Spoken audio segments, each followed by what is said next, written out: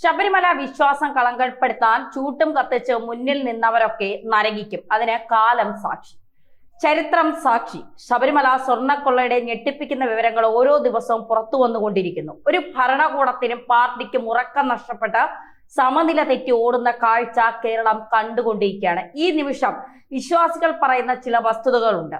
അയ്യപ്പൻ സത്യമുള്ള ദൈവമാണ്. ശബരിമലയിൽ കൈവച്ചവരെ ഒക്കെ കാത്തിരിക്കുന്നത് ഇരുണ്ട നാളുകളെന്നാണ്. ശബരിമലയുമായി ബന്ധപ്പെട്ട നിർണായകമായ വെളിപ്പെടുത്തൽ നടത്തിയിരിക്കുകയാണ് കേരള ദളിത് ഫെഡറേഷൻ തിരുവനന്തപുരം ജില്ലാ സെക്രട്ടറിയും സംസ്ഥാന കമ്മിറ്റി അംഗവുമായിരുന്ന ചാല മോഹനൻ. അദ്ദേഹം ഇപ്പോൾ രംഗത്ത് വന്നിട്ടുണ്ട്. ശബരിമല സന്നിധാനത്ത് കയറാൻ പോയ രഗ്ന ഫാത്തിമ, ബിന്ദു അമ്മിണി, കനകദുർഗ എന്നിവരുടെ പേരുകൾ മാത്രമേ വാർത്തകളിൽ നിറയാറുള്ളൂ. എന്നാൽ അന്ന് മല കയറാൻ പോയ മഞ്ജു എന്ന യുവതി ഉണ്ടായിരുന്നു. അവർക്ക് എന്ത് സംഭവിച്ചു എന്ന് മാധ്യമങ്ങൾ അന്വേഷിച്ചു നോക്കുന്നത് നല്ലതാണ്. ഇതാണ് മോഹനൻ പറയുന്നത്. ആചാരം ലംഘിച്ച് അകത്ത് കയറിയ 36-കാരി ഇന്ന് മരണത്തോട് മല്ലിട്ട് കിടക്കയിൽ നിന്ന് എഴുന്നേൽക്കാനാകാതെ കിടക്കുന്നു. അയ്യപ്പനൊരു വിശ്വാസം തന്നെയാണ്. അത് കളങ്കപ്പെടുത്താൻ നിന്നാൽ തിരിച്ചടികൾ ഉണ്ടാകുമെന്നാണ് മോഹനൻ ഓർമ്മപ്പെടുത്തുന്നത്. ശബരിമലയിൽ നടന്ന കൊള്ള വലിയ പൊട്ടിത്തെറിയിൽ നിൽക്കുകയാണ്. കൊള്ള നടത്തിയവർ ജയിലറയ്ക്കുള്ളിൽ ഭ്രാന്തിളകി കിടക്കുന്നു. എല്ലാം അയ്യപ്പൻ കൊടുത്ത ശിക്ഷയാണെന്ന് വിശ്വാസികൾ ഉറച്ചു വിശ്വസിക്കുന്നു. ഇതിനിടയിലാണ് അയ്യപ്പനെ തൊട്ടവരൊക്കെ അനുഭവിച്ചിട്ടുണ്ട് എന്ന മഞ്ജുവിന്റെ ഇപ്പോഴത്തെ അവസ്ഥ ചൂണ്ടിക്കാണിച്ച് മോഹനൻ പറയുന്നത്.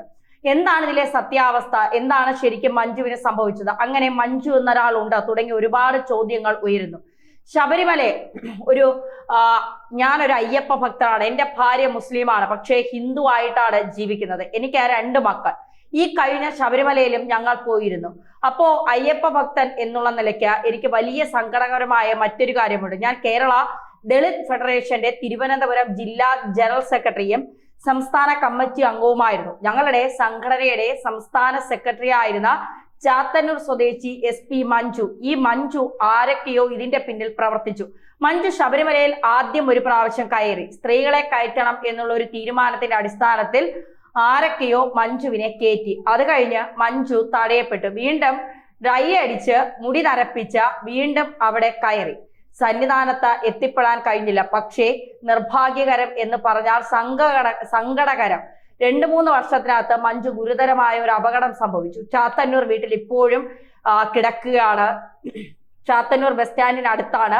ഈ ഇടയ്ക്ക് പത്തനംതിട്ടയിൽ ഒരു പരിപാടിയിൽ വീൽ ചെയറിലാണ് എത്തിയത്. അപ്പോൾ മഞ്ജുവിനെ അവിടെ എത്തിച്ചത് ആരാണെന്നും എന്താണ് അതിന്റെ പിന്നിലെന്നും മറ്റൊരു സത്യമാണ്. അത് എത്തിച്ചവർക്ക് അതിനെക്കുറിച്ച് അറിയാം. പക്ഷേ അയ്യപ്പൻ എന്ന് പറഞ്ഞ ആ ഒരു ദൈവം അല്ലെങ്കിൽ ആ ഒരു വിശ്വാസം, ആ ഒരു ശക്തിക്ക് കഴിവുള്ളത് കൊണ്ടാണ് ഈ മഞ്ജുവിന് വലിയ അപകടം സംഭവിച്ചത്. ഇനി മഞ്ജുവിന്റെ വിഷയം പൊതുസമൂഹത്തിൽ ചർച്ച ചെയ്യപ്പെടുന്നതേയില്ല. ആ കൂട്ടത്തിൽ ഉള്ളത്, അതായത് അതിൽ തന്നെ പ്രേരിപ്പിച്ചു കയറ്റാൻ ഉണ്ടായിരുന്ന സമയത്തുള്ള രഗ്ന ഫാത്തിമ, ബിന്ദു അമ്മിണി സംഘം, പിന്നെ കനകദുർഗ, ഇവരൊക്കെയാണ് യഥാർത്ഥത്തിൽ ചർച്ചകളിലും ചാനലുകളിലും കൂടുതൽ കാണുന്നത്.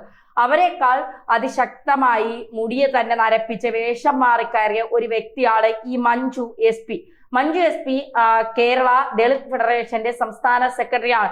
ഇപ്പോഴും അതിന്റെ സംസ്ഥാന പ്രസിഡന്റ് അറിവോടെയോ മഞ്ജു കയറി, അറിവോടെയോ സമൂഹത്തോടല്ല മഞ്ജു കയറിയിരിക്കുന്നത്. സംസ്ഥാന പ്രസിഡന്റ് ഇപ്പോ കരകൗശല വികസന കോർപ്പറേഷൻ ചെയർമാനാണ് അദ്ദേഹം. ഇടതുപക്ഷത്തിന്റെ കരകൗശല വികസന കോർപ്പറേഷൻ ചെയർമാൻ. അപ്പോൾ മഞ്ജു അവിടെ കയറി. ഇപ്പോ ഈ അവസ്ഥയിൽ ആരോരും നോക്കാനില്ലാത്ത ഒരു അവസ്ഥയിലാണ്. വലിയ സഹായങ്ങളൊന്നും തന്നെ ആരും ചെയ്യുന്നില്ല. പക്ഷേ അത് അയ്യപ്പന്റെ ശാപമായിട്ടേ ഞങ്ങൾ കാണുന്നുള്ളൂ. രഗ്ന ഫാത്തിമയും ബിന്ദു അമ്മിണിയും കനകദുർഗയും ഒക്കെ പറയുമ്പോൾ മഞ്ജുവിന്റെ വിഷയം, മഞ്ജു അപകടത്തിൽ പെട്ട് കിടക്കുന്നുണ്ട്. എല്ലാവരും വിസ്മരിച്ചു പോയി. ഒന്നുകിൽ വാർത്ത വലിയ രീതിയിൽ ശ്രദ്ധയായില്ല എന്നുള്ളതാണ്. അപ്പോ ശബരിമലയിൽ തള്ളിക്കേറിയ ഈ മഞ്ജുവിന്റെ ഇപ്പോഴത്തെ അവസ്ഥയിൽ എന്നെ സംബന്ധിച്ചിടത്തോളം ഞങ്ങൾ ഒരുമിച്ച് പ്രവർത്തിച്ചത് കൊണ്ടാണ് നമുക്ക് ഇത്രയും വിഷമം എന്നാണ് മോഹനൻ പറയുന്നത്. ഇങ്ങനെ ഒരു അനുഭവം അയ്യപ്പൻ കൊടുത്തു എന്നുള്ളതാണ്. കൊടുത്തിരിക്കാം, ഇല്ലെങ്കിൽ ഇത്രയും ഗുരുതരമായി വരില്ല. അവിടെ ശബരിമലയിൽ ഏറ്റവും കൂടുതൽ ഈ വേഷം മാറി പ്രച്ഛന്ന വേഷം ധരിച്ച് കയറിയത് SP മഞ്ജു ആണ്. അന്നത്തെ പ്രധാന ചാനലിലെല്ലാം മഞ്ജുവിന്റെ വിഷ്വൽ കാണിച്ചു. അന്നത്തെ എല്ലാ ചാനലുകളും ഈ SP മഞ്ജുവിന്റെ വിഷ്വൽ കാണിച്ച് അതിന്റെ പിന്നെ കാര്യങ്ങളൊക്കെ പറയുകയുണ്ടായി. പ്രമുഖ ചാനലടക്കം പല രീതിയിലും നമുക്ക് എല്ലാവർക്കും അത് ഓർമ്മ കാണും. മഞ്ജു പോയതൊക്കെ പിന്നീട് മഞ്ജുവിനെ കുറിച്ച് ആരും സംസാരിക്കുന്നതോ പറയുന്നതോ കേട്ടില്ല. മഞ്ജു ഇപ്പോഴും കിടപ്പിലാണ്, വളരെ ഗുരുതരമായ അവസ്ഥയിലാണ്. എന്തായാലും മഞ്ജുവിന്റെ അവസ്ഥ, മഞ്ജുവിന് ചാത്തന്നൂരിൽ വെച്ച് ഒരു ഗുരുതരമായ അപകടം സംഭവിച്ചു. അപകടത്തെ തുടർന്ന് നട്ടെല്ലും മറ്റും തളർന്നു. ഇപ്പൊ വീൽ ചെയറിലാണ് മഞ്ജു എവിടെയെങ്കിലും സഞ്ചരിക്കുന്നതും പോകുന്നത്. സ്ത്രീകൾക്കൊക്കെ കയറാം, അതുകൊണ്ട് ഞങ്ങളൊന്ന് പരീക്ഷിക്കട്ടെ എന്ന് പറഞ്ഞ് അഹങ്കാരത്തോടെ കയറിയതാണ്. ആ അയ്യപ്പൻ തന്നെ അവസാനം ഒന്ന് ആലോചിച്ചു. ഇവർക്കെല്ലാം, ഈ കയറിയവർക്കെല്ലാം പണി കിട്ടും എന്നുള്ള കാര്യത്തിൽ സംശയം വേണ്ട. ഇപ്പോഴത്തെ തിളപ്പൊക്കെ മാറി എല്ലാവർക്കും പണി കിട്ടും എന്നുള്ളതാണ്. ഈ കയറിയവരുടെ അവസ്ഥ ഇതാണെങ്കിൽ അയ്യപ്പനെ തന്നെ കട്ടവരുടെ ഒരു അവസ്ഥയെന്ന് ആലോചിച്ചു. ഈ വിഷയം വന്നപ്പോൾ തന്നെ പല സ്ത്രീ രത്നങ്ങളും ഒക്കെ ആശുപത്രിയിലാവുകയും ശ്വാസം കിട്ടാതെയൊക്കെ പിന്നെ ആശുപത്രിയിലാവുകയും പിന്നീട് ആരോഗ്യം തൃപ്തികരമായൊക്കെ പുറത്തു വന്നതൊക്കെ നമ്മൾ കണ്ടതാണ്. അപ്പോൾ കളിക്കുന്നത് അയ്യപ്പനോടാണ് എന്നുള്ള ഓർമ്മ വേണം. ഇതില് ഭരണപക്ഷമായാലും പ്രതിപക്ഷമായാലും അങ്ങനെയൊന്നുമില്ല. അയ്യപ്പന്റെ മുതൽ കട്ടവന്മാരെല്ലാം കള്ളന്മാർ തന്നെയാണ്. അവിടെ പ്രതിപക്ഷമൊന്നുമില്ല, ഭരണപക്ഷമൊന്നുമില്ല, കട്ടവന്മാരെല്ലാം കള്ളന്മാർ തന്നെയാണ്. ആ കള്ളന്മാരുടെ കാര്യത്തിൽ ഒരു വലിയ തീരുമാനം പിന്നെ അയ്യപ്പൻ തന്നെ എടുക്കും എന്നുള്ള കാര്യത്തിൽ ഒരു സംശയമുണ്ട്. തന്ത്രി കിടന്ന് എന്താ വെള്ളത്തിൽ നിന്ന് പിടിച്ച് കരയിലിട്ട മീനിനെ പോലെ കിടന്ന് തിളയ്ക്കുന്നത് കണ്ടില്ല. എന്ത് ചെയ്യണമെന്നറിയാതെ തന്ത്രി ഇനി മന്ത്രിയുടെ പേര് പറയും, മന്ത്രി ഇനി മറ്റാരുടെയെങ്കിലും പേര് പറയും, ആ പേര് മേയർ ആരുടെയെങ്കിലും പേരും, അങ്ങനെ പറഞ്ഞ് ഡൽഹിയിലെ ഒരു വലിയ ബംഗ്ലാവ് വരെ എത്താനുള്ള എല്ലാ സാധ്യതകളും നമ്മൾ കാണുന്നുണ്ട്. അതിനു മുൻപ് ലണ്ടനിലേക്ക് മുങ്ങാനുള്ള ചില ആളുകളുടെ തയ്യാറെടുപ്പുകളൊക്കെ നമ്മൾ കാണുന്നുണ്ട്. എന്തായാലും നമ്മൾ ഈ ക്രിസ്ത്യാനികളുടെ മുസ്ലിങ്ങളുടെ ആരാധനാലയങ്ങളിൽ ഏതെങ്കിലും ഒരു സ്ത്രീക്ക് കയറാൻ പറ്റാത്തടത്ത് ആരെങ്കിലും ചെന്ന് കയറും, ആരെങ്കിലും അവരെ കയറ്റിപ്പിക്കോ? ഇല്ല. ഹിന്ദുവിന്റെ നെഞ്ചത്ത് എന്തുമാകാം, അവിടെ എന്തും ചെയ്യാം എന്നുള്ളതാണ്. ശബരിമല മാത്രമല്ല, സ്ത്രീ പത്മനാഭസ്വാമി ക്ഷേത്രത്തിലും ഇവിടെയൊക്കെ വലിയ രീതിയിലുള്ള കാര്യങ്ങൾ നടക്കുന്നുണ്ട്. മോഷണങ്ങളും മറ്റുമൊക്കെ ഇവിടെ നടക്കുന്നുണ്ട്. ഇവിടെ ഈ നിലവറ ഇന്ന് തുറക്കപ്പെട്ടിട്ടില്ല എന്ന് പറയുന്നത്, അപ്പോ ഈ നിലവറ തുറക്കപ്പെട്ടിട്ടില്ല എന്ന് പറയുമ്പോൾ അതിന് പിന്നെ തുറക്കണം എന്ന് പറഞ്ഞുകൊണ്ട് കുറെ ആളുകൾ വരുന്നു. അത് തുറക്കപ്പെടേണ്ടതാണ് എന്ന് പറഞ്ഞുകൊണ്ട് വരുന്നു. ശബരിമല എന്ന് പറയുമ്പോൾ ശബരിമലയിൽ ഇപ്പോ നമുക്കൊക്കെ ശബരിമലയിൽ അയ്യപ്പനെ ചെന്ന് കാണണം, അയ്യപ്പൻ്റെ അടുത്ത് പോകണമെന്നൊക്കെ വലിയ ആഗ്രഹമുണ്ട്. ഞാനൊക്കെ ഒരു വലിയ ഈശ്വര വിശ്വാസിയാണ്. എനിക്കൊക്കെ ശബരിമലയിൽ പോകണം എന്നൊക്കെ ആഗ്രഹമുണ്ട്. പക്ഷേ നമ്മുടെ ഒരു വിശ്വാസത്തെ ലംഘിച്ചുകൊണ്ട് ശബരിമലയിൽ കയറിയാൽ നമുക്ക് അവിടെ ചെന്ന് മനസ്സമാധാനമായിട്ട് തൊഴാൻ കഴിയില്ല, അല്ലെങ്കിൽ ഭഗവാനെ നമുക്ക് പിന്നെ വിളിക്കാൻ കഴിയില്ല എന്ന് ചിന്തിക്കുന്ന ഒരാളാണ്. അത് ഞാൻ പഠിച്ചു വന്ന രീതി, അല്ലെങ്കിൽ ഞാൻ ജീവിച്ചു വന്ന രീതി അങ്ങനെ ആയതുകൊണ്ടായിരിക്കാം എനിക്കൊരിക്കലും വിശ്വാസത്തെ ലംഘിച്ചുകൊണ്ട് അത് ചെയ്യാൻ കഴിയുമെന്ന് എനിക്ക് തോന്നുന്നില്ല.